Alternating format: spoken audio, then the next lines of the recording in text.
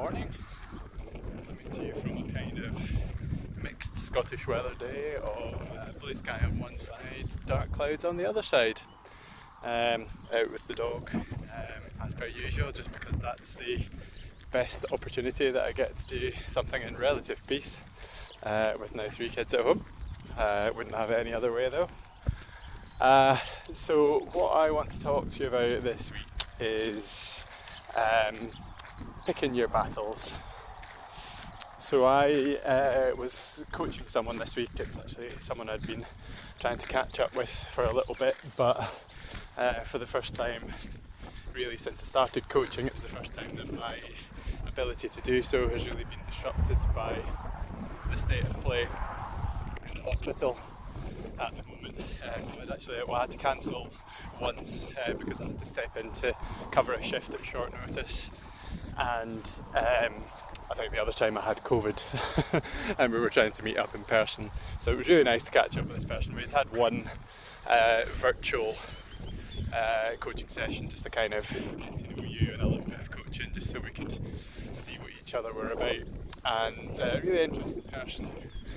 And one of the themes that kept coming out of it was about the word that was used was modulation, which was quite interesting, and that was a word that kept coming up.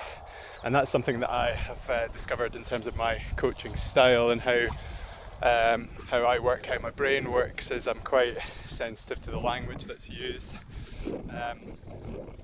Obviously not unique in that respect, but that's one of my things that I try and leverage as best I can in coaching sessions. So we discussed a little bit what he meant by that, and he was talking about,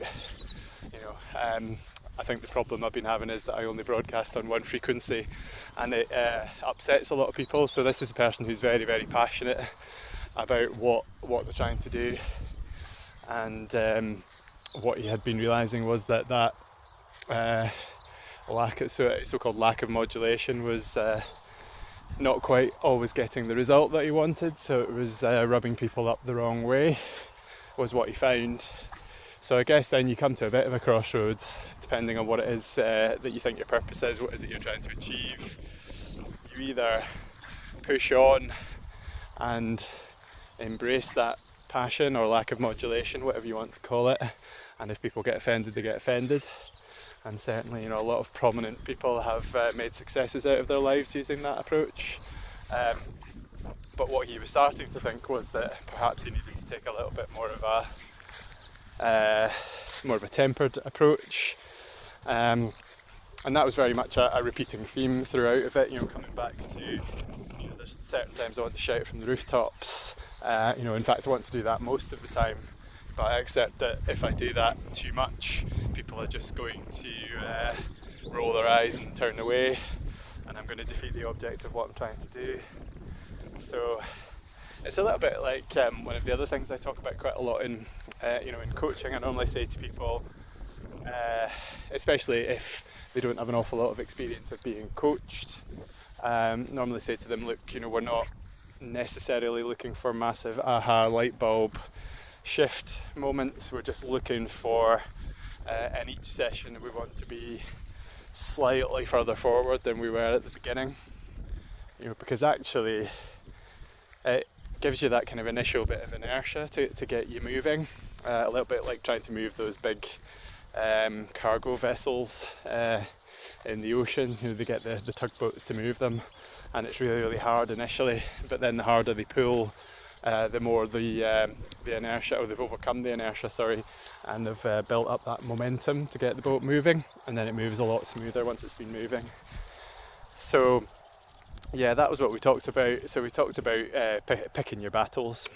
Set the ratio where you think it's appropriate. So talk about 80-20 a lot. That's usually a good ratio for most things. So 80% of the time we're looking for those little wins, those quiet conversations, that 1% movement forward, and then the other time, we're doing that in the minority of the time as we're shouting from the rooftops, so that when we do that, people are more likely to take notice. It's a little bit like parenting as well, to some degree. So if you just shout at your kids 100% of the time, they're not going to take any notice of you eventually. They're just going to tune it out like it's white noise. I mean, they might do that anyway if they're anything like mine. But if actually most of the time you're communicating with them fairly calmly and fairly steadily, on those occasions that you do raise your voice, you're likely to get their attention. So it's a little bit like that. So that was really kind of what we came out of it with, was just that realization that, you know, actually your self-awareness has developed so much that you're actually aware of the fact that you want to communicate passionately about this topic non-stop, but you know that actually looking at the bigger picture of trying to create awareness and make change is more important than satisfying that urge to just be shouting from the rooftops about it all the time. And so aiming for those little wins where you can get them most of the time, and then for something that's really important, then you get up on that rooftop and you shout as loud as you can.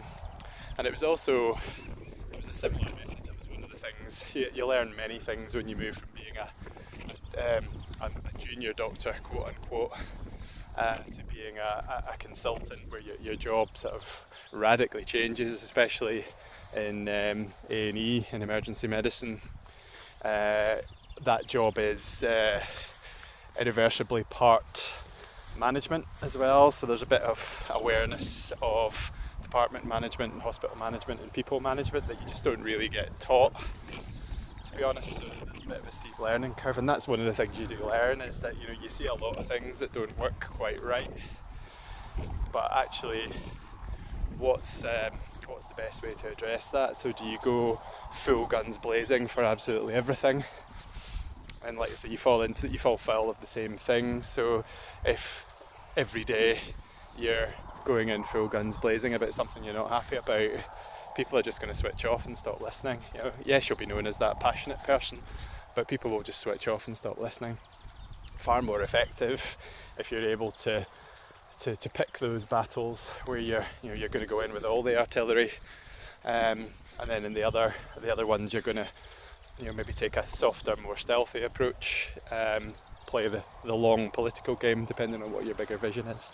The other way that was phrased, it's possibly slightly less complimentary depending on who's involved, but I can't actually remember where this phrase comes from, but someone said, you don't throw a stick for every dog that barks.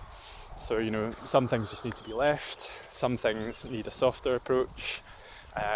Save your effort and your loud voice for the things that really matter. So I hope that makes sense. If any of this resonates with you, let me know. Feel free to share the video. Please like it, please subscribe to the channel, and I will see you all soon.